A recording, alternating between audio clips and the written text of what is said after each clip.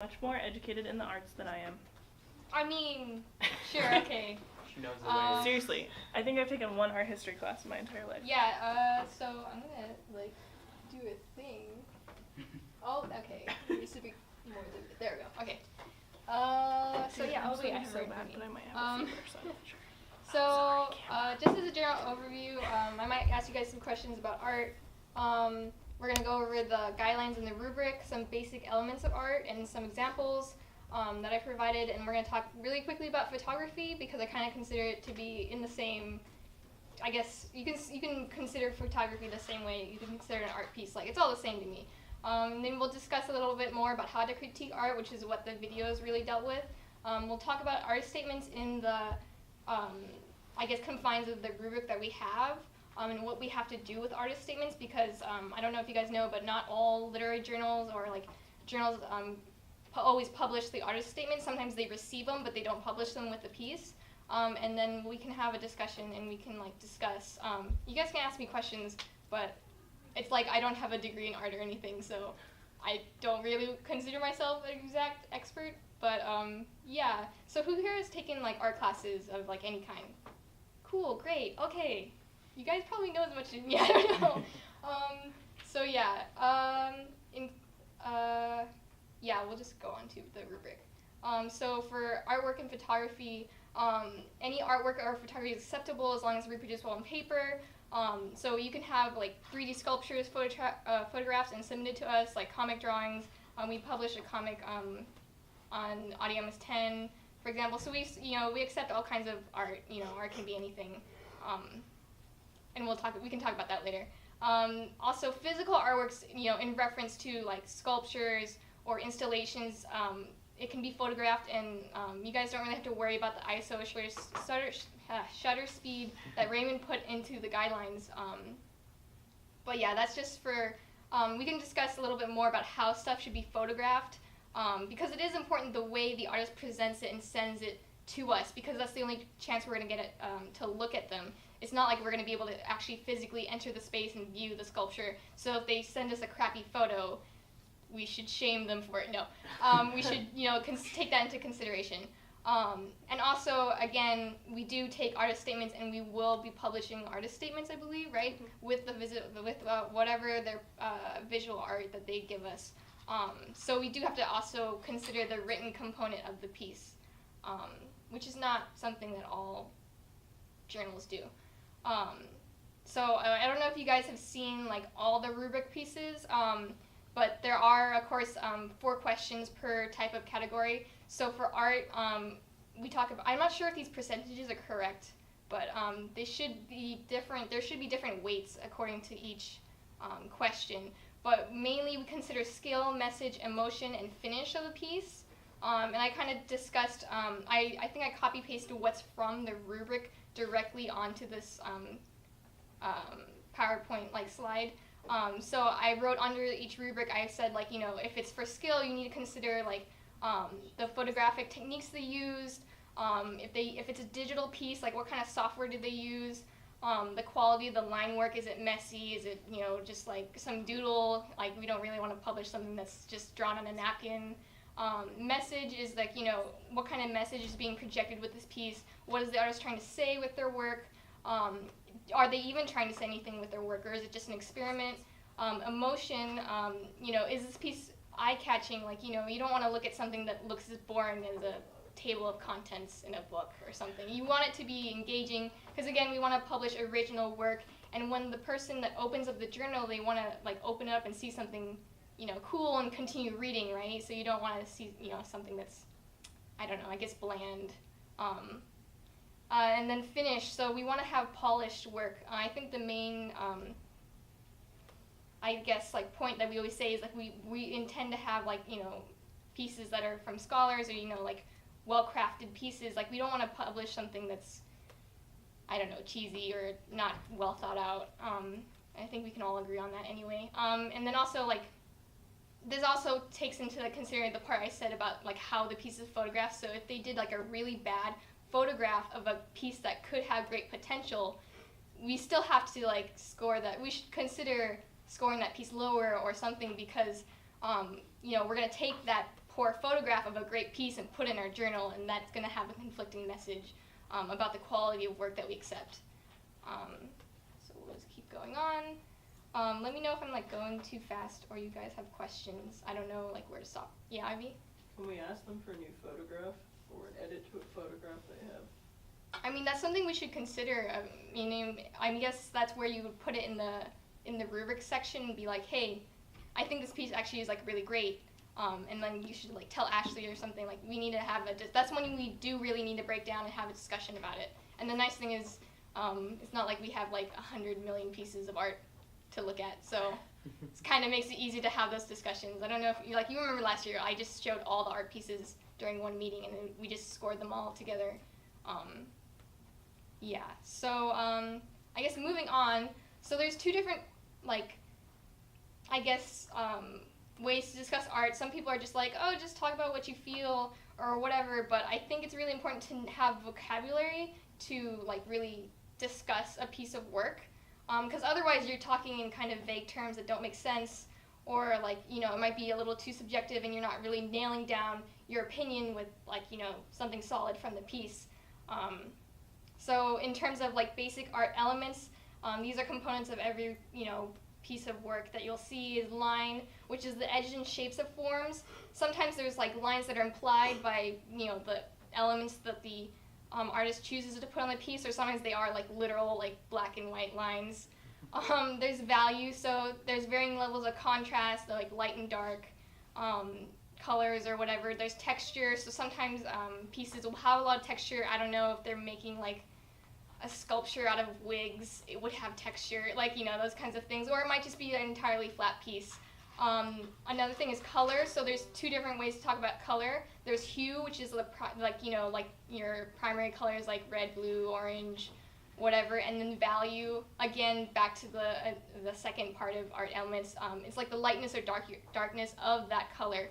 Oh, and then there's also intensity, so how bright or dull that color is, so opposed to like the dull sepia of these walls or whatever, and I guess like neon colored fabric.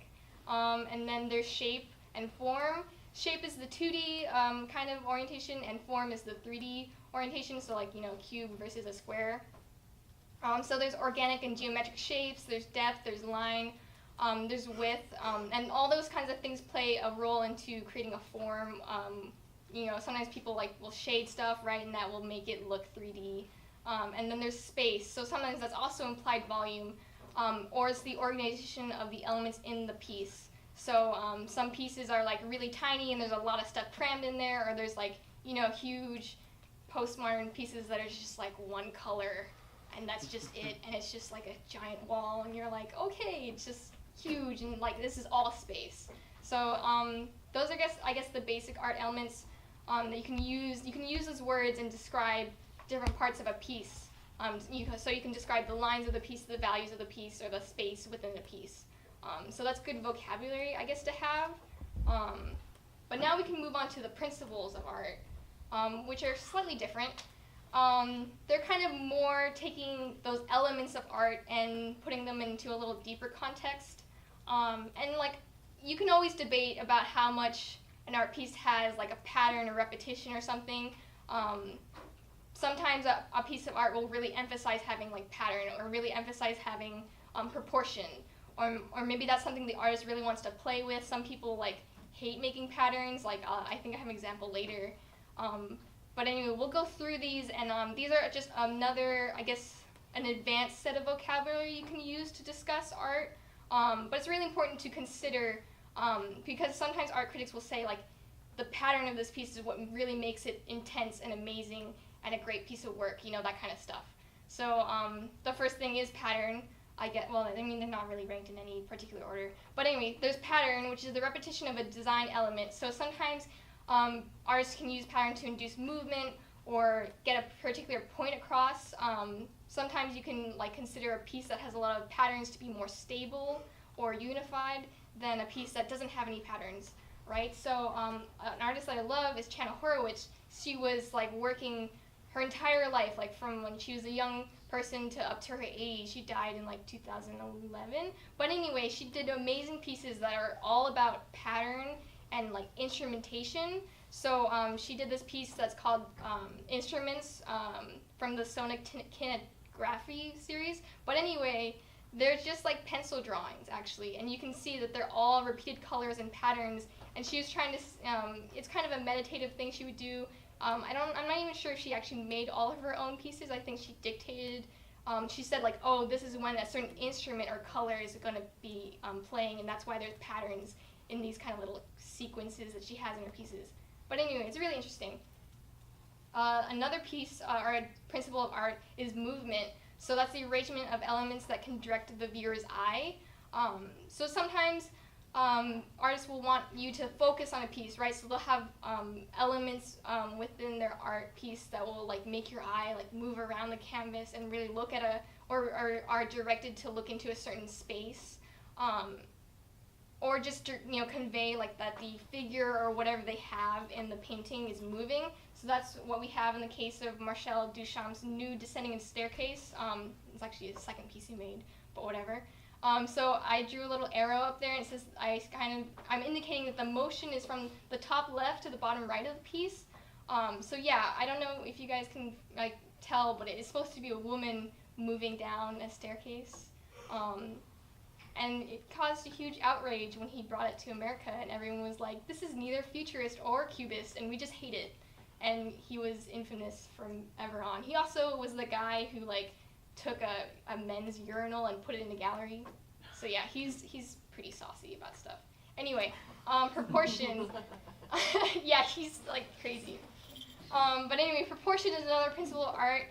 So the relationships between the parts of the whole or in relation to each other. So, sometimes artists want to make a piece look really big they'll just have a huge canvas, but sometimes they just have like a giant circle in the middle of the canvas, and that makes the piece seem large. Sometimes they use size to direct importance of a piece. So like if you think about like Egyptian art, they drew gods to be larger than normal people, right? Because gods are more important. This is Anish Kapoor's Leviathan sculpture. They're actually like giant balloons that are like 35 meters high, so they're like massive, and you can actually enter them. But anyway, this is a really good example too of having a good photograph of a sculpture, because it conveys that sense of balance and like that size and like the immensity of these globes. It doesn't have people running around in it to distract you. You really get to focus on this giant balloon thing. And this wasn't taken by the artist, it was actually photographed by someone else. But, it's a really good example. So you would want, if someone has a sculpture, we might not want to see, it might be confusing if the artist takes a picture of it from a weird angle, or if it's like way in the distance or something. If the point of their art piece is the sculpture, when they document it or like take a photograph of it to send to us, maybe they should put it in the center, right? It's just kind of like logical sense. So another principle of art is balance. So it talks about the composition of the piece. So sometimes there's symmetrical or asymmetrical or like radial compositions. And if you probably already know from art class, but composition is the placement or arrangement of visual elements that are distinct from the subject. So it's not about like what the piece is portraying, like if it's a drawing of a pencil and like a still life. It's more about like where these shapes are, where's the negative space, where's the positive space, and it's all according to like balance and rhythm. Like all the elements that I've mentioned beforehand plays a role in composition, and composition is argued to be one of the most difficult parts of art, because it's like hard to tell if you're doing it right, and you don't know when you're drawing the piece sometimes because you gotta step back and look at it. But anyway, I have two examples here. There's Sarah Hatton's Circle 6 from Bee-Works. It's a radial piece, so you can tell like obviously all the elements of the piece direct inwards into a nice little circle. And it's made out of bees, but whatever, it's cool. And then Wassily Kandinsky's Composition 8. It's one of his most famous pieces, and there's like no real like symmetrical elements in this piece. Like you can tell like there's lines going off everywhere off of this piece, but it all kind of comes together, and you're still looking at it because there's different moments in the piece to rest your eyes. Like you can look at that big black circle, or you can like look at that little pale circle in the other opposite corner, and you can just like trace your eyes around these like little lines. So it's kind of interesting. he was a big fan of the Bauhaus movement, which is like one of those art movements that are all about like defying previous generations of art. But anyway, there's emphasis, which is the intended center of interest, or the part which first catches your eye. So again, as always, all the other principles of art play a role into like forming emphasis in a piece. So another artist who's I think a contemporary artist is Jenny Holzer, and she does these huge projections onto buildings and everything. But she also photographs her work, and it's always nicely framed so that you can see the words that she's projecting on these buildings. So what's nice about this piece is it's in black and white, so you can see that the words really stand out because any white text will stand out on any colored surface. And there's like it's the Louvre right there, right? So it's like the fancy triangle museum in Paris. I should describe it in more reverent terms, but whatever. But anyway, you can see the words are directly on there. It's right in the center. You can kind of see my little like drawing diagram right there. But yeah, your eyes are directed right into those words. And it gives those words a lot more emphasis and impact. So you're like, what do you mean by blood? And I realize it's like a really morbid thing to post on the night of the election, but whatever. Moving on. So there's unity and harmony, or disharmony as another principle of art. So sometimes if you want to have a really, a nice pastoral scene, you would use like all the same kind of colors or whatever to evoke a nice calm feeling. Alternatively, you could be really interested in having a disharmonious piece and have like all kinds of varying elements, things that are really crazy. I think you'll see that again in Jackson Pollock's Lavender Mist, which is coming up. But this is a really cool piece by Emily Bilenko. I don't know if you guys have seen this on Facebook, but she does a lot of like photographs of like food that's all put together, and it looks really uniform and it's harmonious, and it just pleases the inner OCD in all of us, because like she's using unity through the choice of her materials. So generally she's like all using like mushrooms or all using like citrus in this example, like so it's like unity through material. So it doesn't always have to be color. It doesn't always have to be like lines that are all the same, right? So a really clever artist would look to do something new or inspired. So like this is what her pieces are about. They're kind of like flower arrangements, but they're more horizontal, I guess. So it's cool. And I think second to last principle of art is rhythm. So that's the repetition of elements which provides a sense of organized movement. So like I don't know if you guys like think about barcodes or whatever, but I do. So like rhythm can be implied by like drum beats or whatever, but I like to think in a series of thick lines versus a series of thin lines. So a lot of thin lines would make your eyes kind of glaze over the piece, right? Or I guess in most cases, but like really large bands of color or something would make you kind of slow down and think about these pauses and between the negative and positive space. So a really good example of an artist who plays with lines and rhythm and also kind of movement to that sense is Frank Stella. I think he did art back in the 80s. But he's cool. He's in abstract expressionism, so all his paintings are like this. They're just like lines, and they're really crazy, but they're very big, and they're all about kind of like creating like these kind of crazy like little optical movements, and like you can like see that there's like a sort of rhythm. There's got these two triangles, and there's also like this nice like vertical series of stripes. I meant horizontal series of stripes. Because I know what directions are.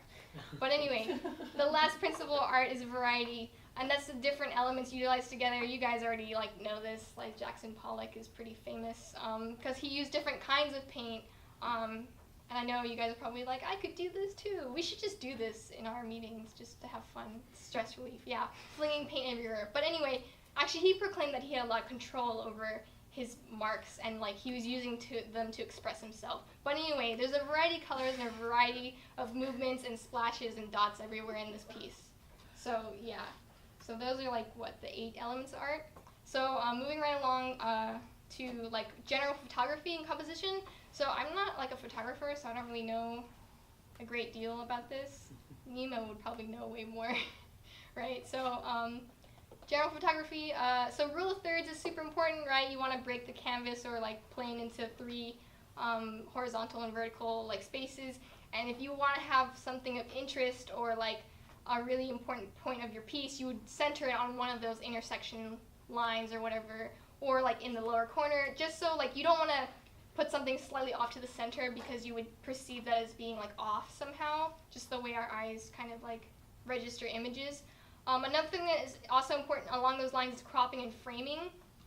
Again, the way they crop and frame the piece will inform how you're supposed to read that piece. So that picture of the bee in the middle is kind of like following the rule of thirds, and I kind of like guesstimated, but you can also have another way of propping it where you would place the bee a little bit higher, so he's also in the intersection where a rule of thirds would apply, but he's also kind of following the little Fibonacci, like, you know, perfect golden ratio that some people are really into. Like sometimes people do that with portraits, that they'll line it up specifically so that the portrait person's eye is directly in the Fibonacci circle.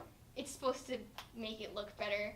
I'm not too sure myself. But also, moving on, there's also leading lines. So leading lines are kind of like visual directory things for your eyes, right? So this road kind of like lets your eyes move from the bottom of the picture all the way through to the middle to the top where those mountains are, which is a really nice leading line. You wouldn't want lines that are just like let's say this photo was taken at a different angle, and the road is just cropping from the bottom corner, and you just see this big black line moving across the bottom. That wouldn't look too good, right? Because your eyes would follow that line and move right off the canvas, and you wouldn't look at those mountains again. So that's kind of some of the stuff that I guess photographers consider. And I zoomed in on this photo, and I don't remember exactly why, but I assume, like, I think the first top image there with that guy, there's always, like, there's a couple of posts out there that are saying, like, the right ways and wrong ways to take photographs. Some people argue that if you have a really important subject matter, like a portrait, you want to have it centered and nicely focused in the middle, but sometimes there has been art that, you know, it's like a photograph of someone in the distance, and it's just as compelling. So at that point, I would consider looking at the artist statement and seeing what the artist intended to do. If they were like, I want to reveal all the inner, deeper secrets of my grandmother, and it's like a photo of her from like 50 yards away, that might be contradictory, and maybe we should consider that when scoring the piece. ISO, I believe the higher the ISO number, the grainier the photo can get. So yeah, I guess and again, I think those 2 photos at the bottom go together, so you don't want something that's overexposed or underexposed, because it will show up pretty bad in printing.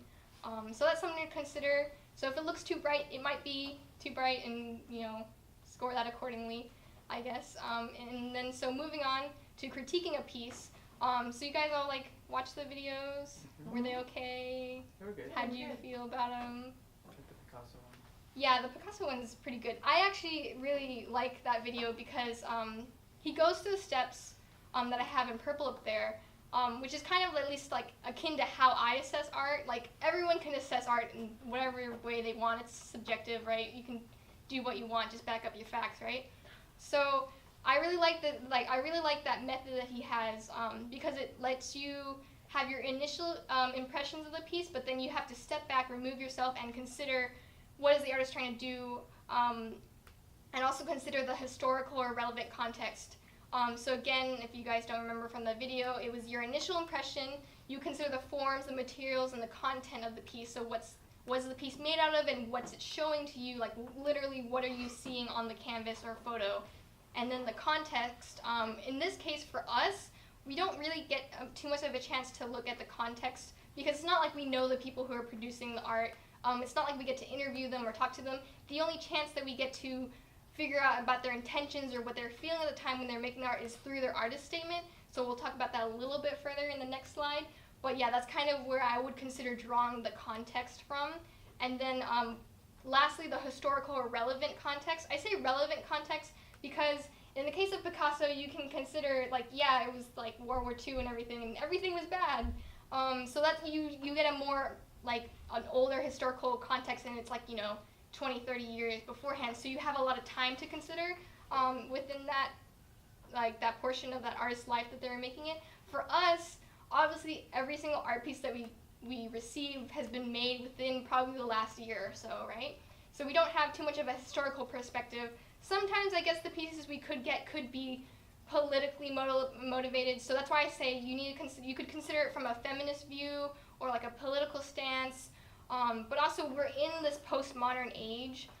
So every narrative that we receive in terms of art is going to harken back to previous narratives, right? So if someone gives us a still life that just has like, I don't know, like cute, fluffy, commercialized items, they're making a comment about consumerism and then also about, I guess, like kind of how the world works now in comparison to previous ages, right? Because in previous ages, they would do still lives about handmade objects that they received, or flowers or fruit, you know, very like everyday stuff. But our everyday stuff, the stuff that we are moving and swimming in right now, is like this consumerist, like, you know, made in China kind of stuff. So that's kind of the what I mean by historical contents, despite we don't have, like, you know, it's not like these pieces are 30 years old. So there is still stuff to look at on that fourth, I guess, consideration. Other questions I would consider for pieces would be like, how do you feel when you view the piece? Like what emotions do you feel? Does it make you sad? Does it make you disgusted, etc.? And consider like what of the piece is really making you feel that way. Does it make you feel disgusted because there's like genitals everywhere? I don't know, you know, it could happen. And then also, what is the content of the work? So there's a difference between content and subject. So content is like what the work is about. So sometimes it's like about psychosis or like sexuality, or about someone's like relationship with their mother, like that kind of stuff. And that kind of stuff will theoretically also come into play when you read the artist statement. And then also, what's the formal properties of the piece? Again, those things will work to communicate the content and like not necessarily always the subject matter. So like, again, they're kind of separate, but they're often confused. So like, what do the formal properties do to like, I guess, sum up the final piece? Like, is it a piece about like childhood? Is it made out of stuffed toys? Like, there was an artist that did that made handmade toys and was talking about his childhood, and he produced giant sculptures of like fluffy toys that looked kind of weird, but they were handmade. So that's kind of the stuff that I'm talking about. So like, consider what the piece is made out of, because that should, if it's a good solid piece, it should inform the content that the artist is producing. And then I guess, so the artist statement is something that we all receive, and I hate to say it, but like, I feel like not every art program has a good way to teach students how to make artist statements. I think here we're pretty okay about like, I guess our art program does like do some counts, like at least in the higher upper division art classes, they say like, yeah, you gotta have a gallery show and you have to have artist statements for your pieces, or write a proposal. So that way artists learn how to write about their work. But that can't be said of every artist, or even every like person who's just an artist that it's more of their hobby. So sometimes we might receive stuff where people don't know how to talk about their art, and that's when it's really hard. And that's probably why a lot of journals don't publish their artist statements, because they just don't want to have something that needed to be heavily edited or something, or like altered in a way, or it just didn't fit the format of the journal. But we do publish the artist statement. At least for me, I think it is really important for the artist to like, you know, like work on their piece and then also be able to talk about it. Because out in the real world, that's what artists have to do. So anyway, I guess moving on. When you read an artist statement, you should really consider like, you know, asking questions, because this is the only dialogue you're gonna get with the artist. Because we don't interview them or anything, right? So you want to know, what is the artist doing? What meaning the artist intend for the audience to receive? Because like, you know, you might see a piece and you're like, that's about puppies, and the artist was like, no, it's about how the political system is wrong. I don't know, you know, whatever. So, you know, that's something to consider, like what the artist wanted you to read out of this piece. And then again, some artists don't always like really have that. So some of these answers may not be present in the statement, but like hopefully a good artist statement would answer some of them. I don't know, that's my opinion. And then also like hopefully it should also tell you when the piece was made, maybe even some of the context of the artist's life that they had, like, you know, surrounding this piece. So like, were they moving from across the country or something, and that's why they made this piece? You know, that it could be like small details like that. And also tell you about how this piece was made, and what kind of skills or like processes were used to make the piece, because sometimes it's not apparent in a piece. I know in my own work it's something that you could use to inform like your scoring. So like that could help you assess like how much skill was put in the piece, because it might not be apparent from like, I guess, just the surface of the image. Well, would you score them lower if they put 50 hours in a piece and it still was kind of terrible? I mean, that's where it gets subjective. If it's like they said, I folded this piece of paper for like 50 hours and it's just an image of a bunch of folded things, you may want to reward that effort, you may not, because it may not just, maybe they took a bad photograph of it and you're just like, it just looks like a white piece of paper, right? So this is like an argument you have to have and internalize yourself and consider, like, is there real skill being used here? Are they trying to prove something that's like worthy? I don't know. That's kind of like a hard question. But I would say, like, there's some processes that artists do that take a lot of time, but the final product per se is not like doesn't have a huge wow factor. So like, I'm trying to think of an example. There's this one artist who would paint like forever, for like years on a single oil painting, and the piece would like literally get thicker, but you can't really tell that if you have a straight-on photograph of the piece, right? And this artist, she was in San Francisco, and she was painting on the walls of her apartment, and the walls would get thicker and thicker, and by the time, she sadly passed away because you should not paint, you should not use oil paint in a small space because it's bad for you. Just a warning to all.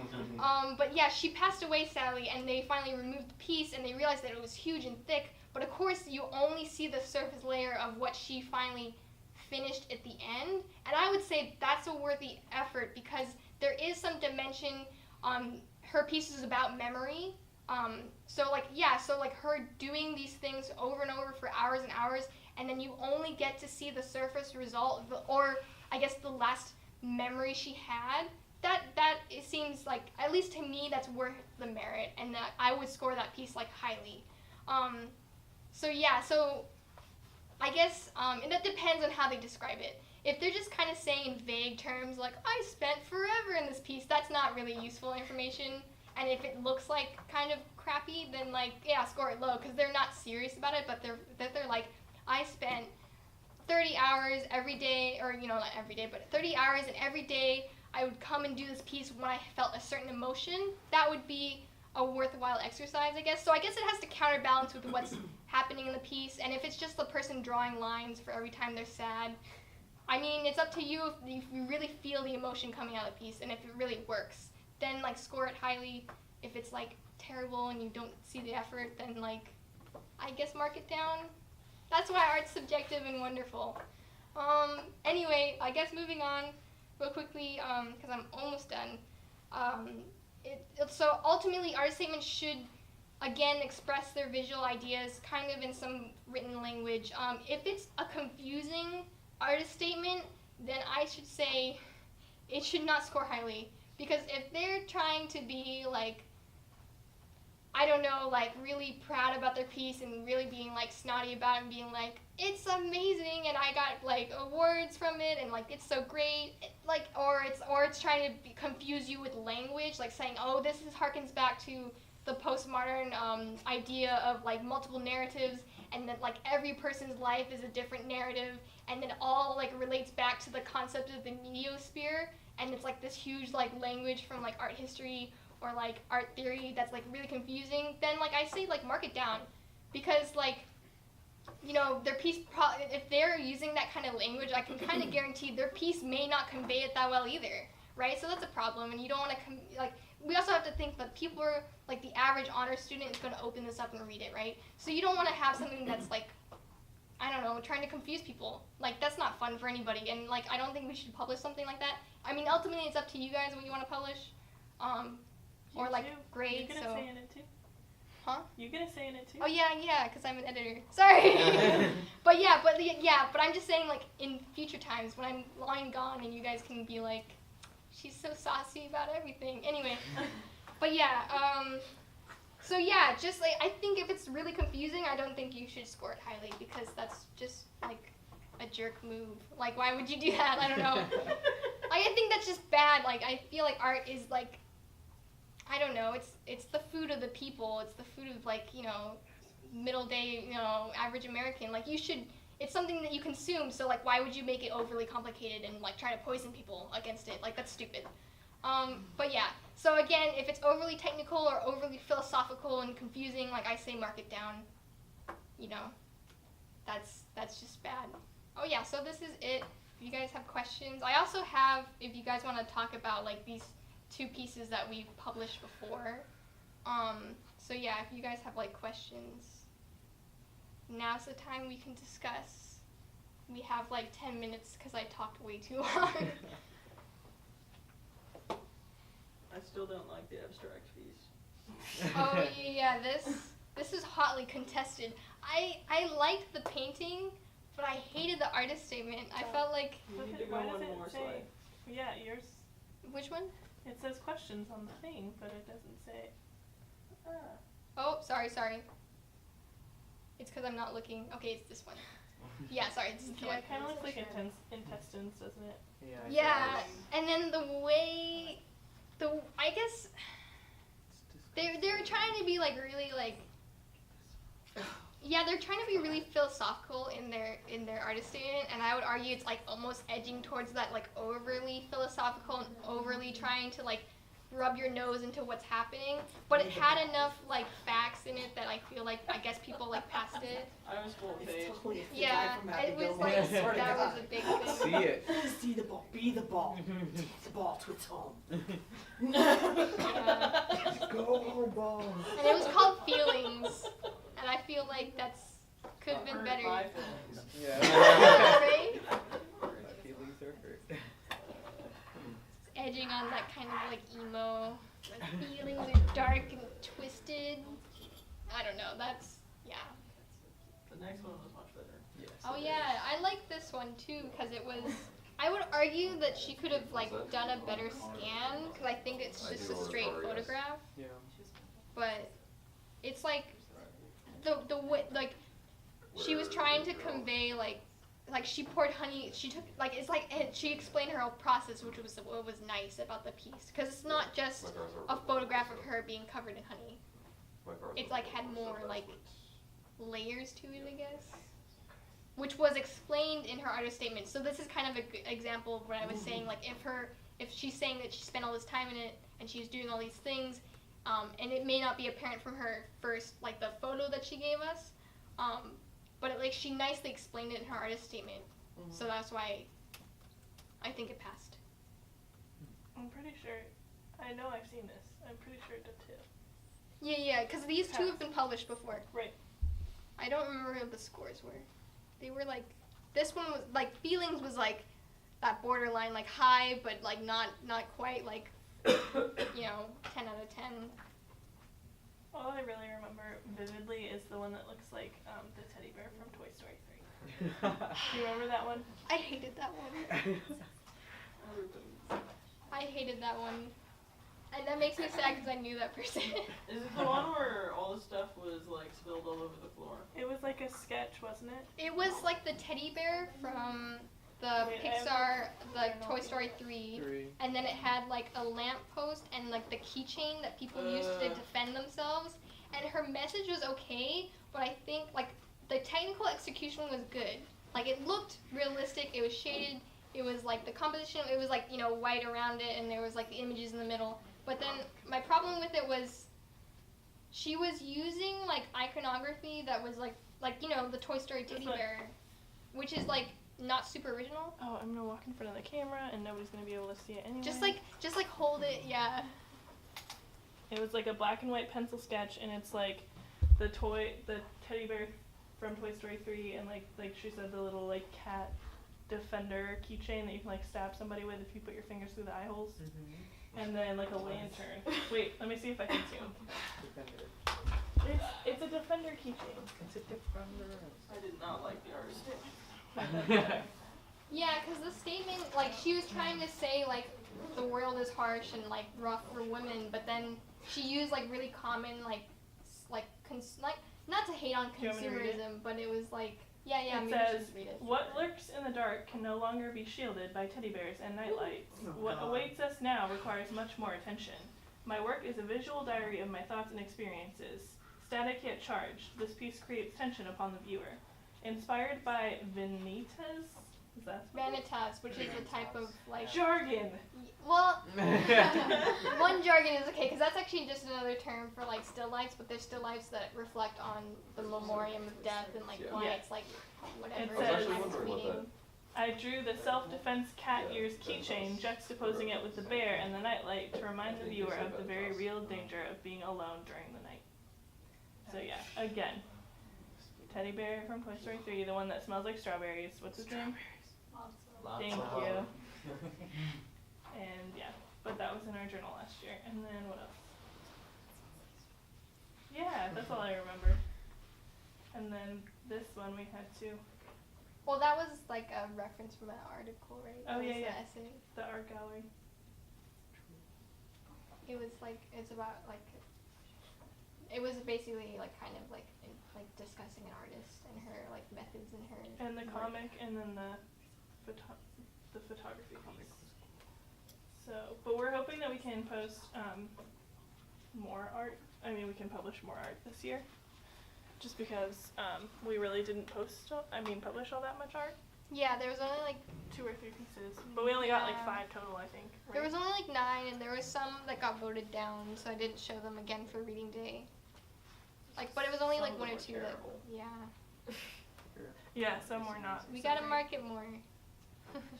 Yeah, so if you know friends that make art For what? or take pictures, basically anybody with an icon, That's why I please like let them know Craigslist. that we need submissions. Okay, so any other questions? Any other like things that people want to bring to the table? Yeah. Would comics be accepted?